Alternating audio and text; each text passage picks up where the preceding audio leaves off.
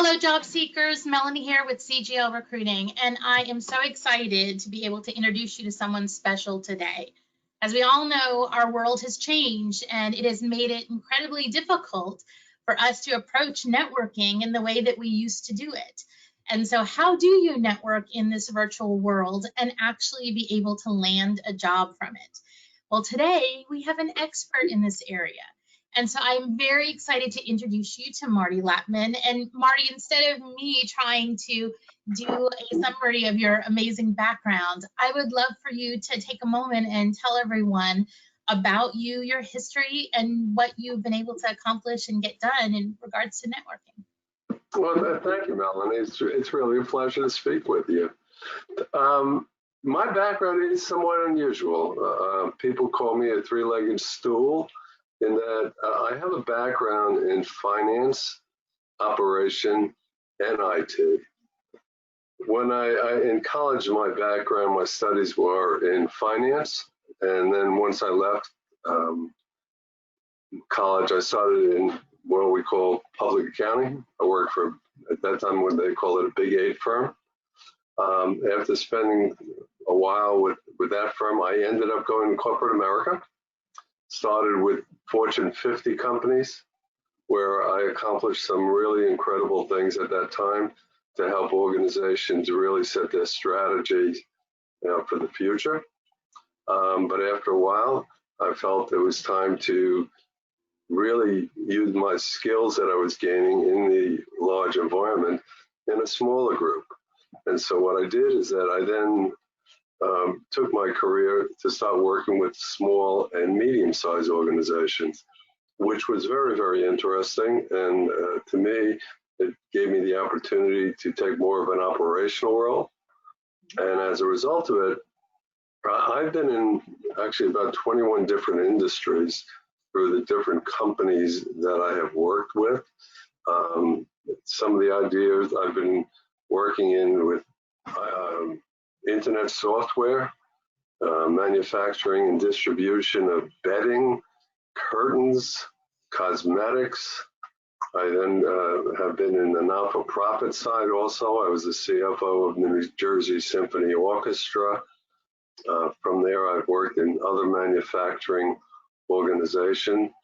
And so as a result of all this, I've been able to really hone my skills not only in, I'm going to say accounting, but from an operational standpoint, being able to work with small, medium-sized organizations. My role was just not finance. I've worked in operations. I've been working in IT.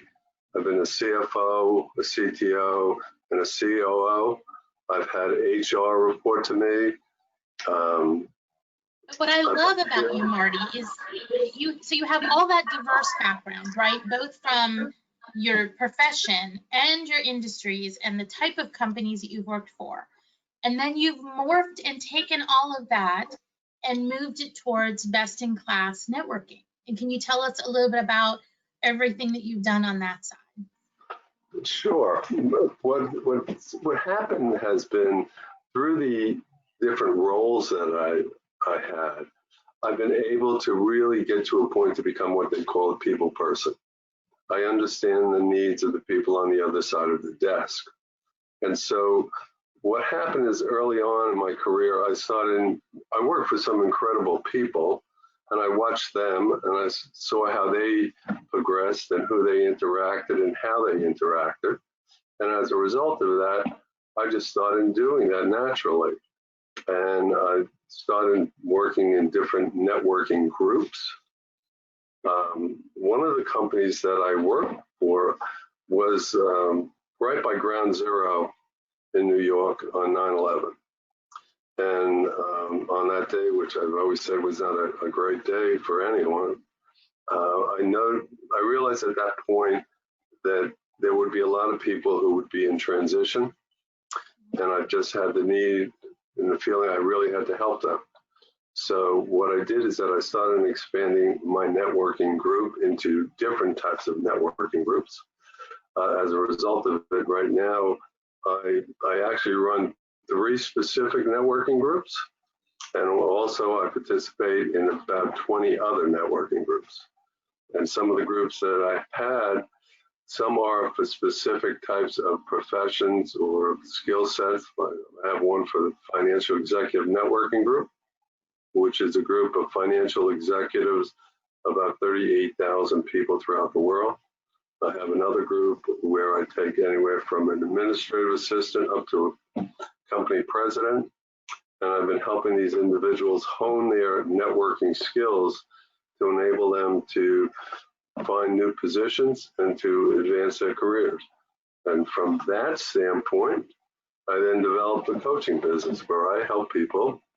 I train them, I teach them, I advise them, and I support them in the strategies that they need to develop the techniques that they require to advance their career.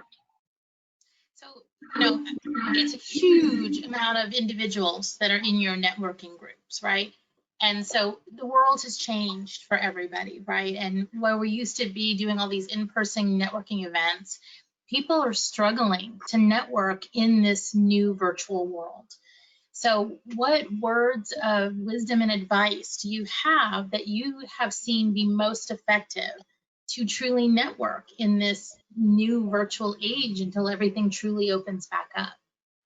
Well, as you mentioned, things have changed with COVID. What changed is that we are not meeting face to face any longer. But at the same time, networking is networking. That has not changed. And those are the basic things that we should be doing. But we do it now in a different medium. For instance, in the past, you might have just called up a person that you wanted to speak to in your network. This time, because it's in COVID situation, we're not just walking outside. What I tell people to do, instead of just making a phone call, use one of the platforms that are out there today, like GoToMeeting or Zoom. And instead of just having a discussion over the phone, have it like we are right now, face to face. And that really helps you develop a relationship with a person. There are other things that you can be doing, which are still basic situations. I send a lot of birthday cards, holiday cards. I contact the people in my network on a continual basis.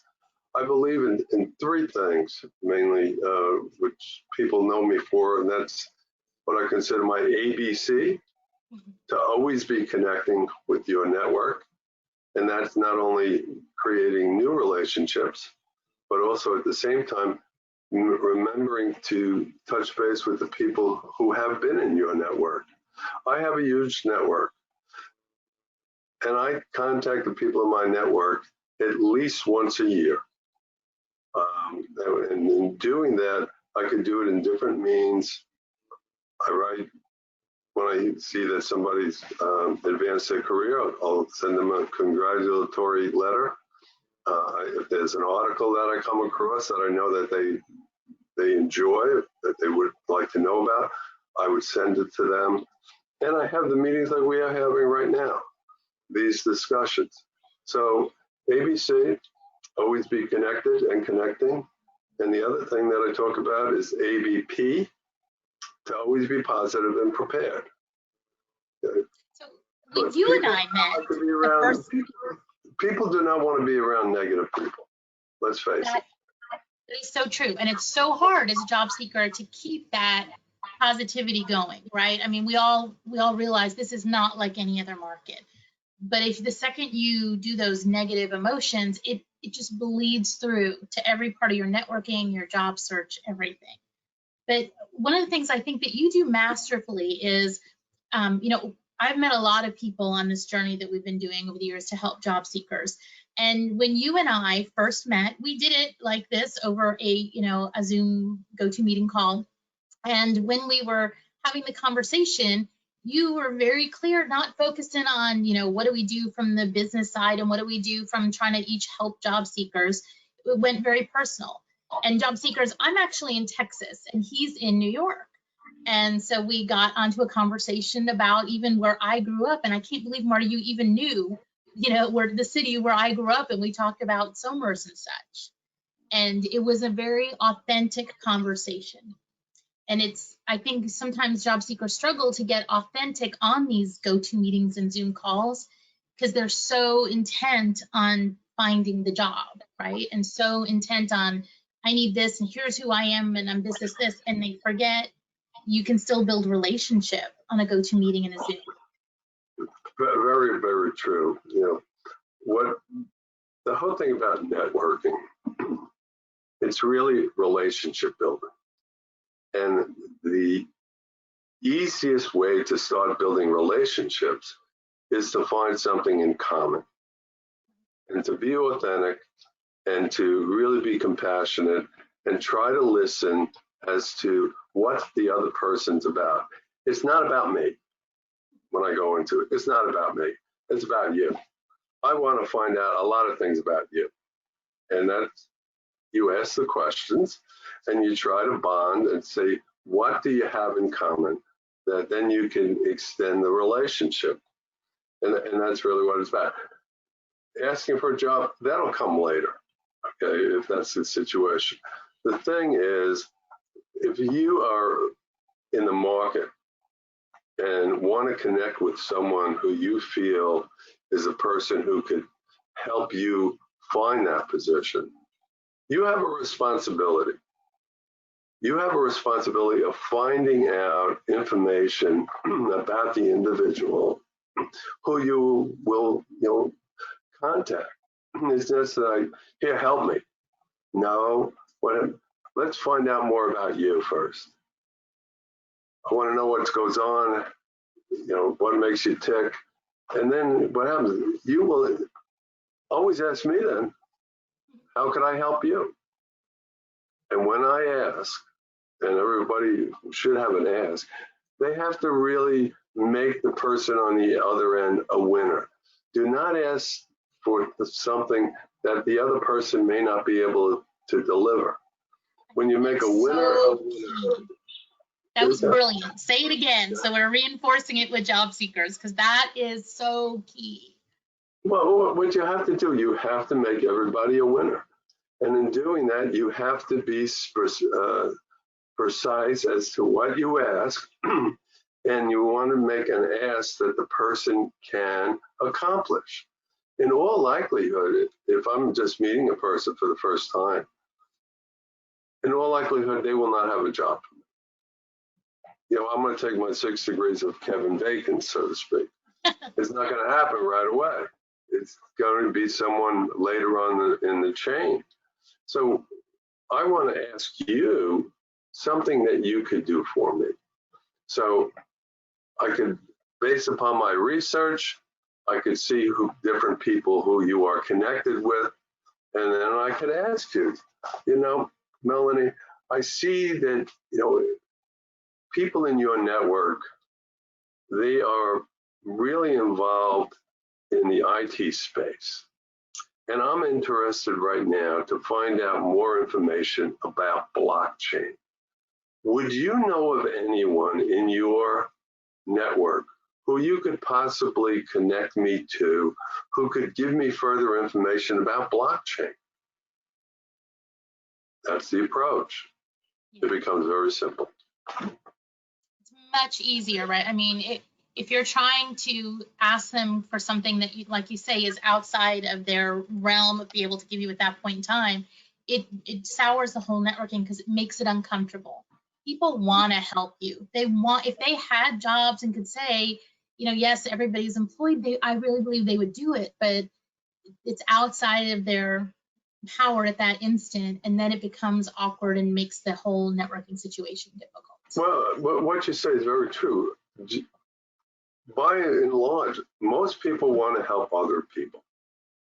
But if you, during your conversation, put up an ask where the person really cannot help you, that person is going to feel very bad because they want to help you, and now they're frustrated in that they cannot help you. And that's not going to help the relationship.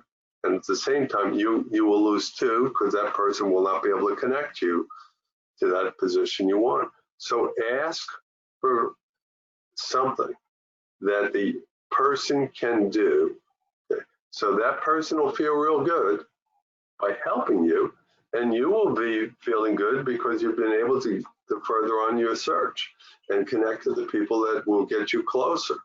Now, yes, it's a roller coaster ride today in searching for a job. You have a lot of highs.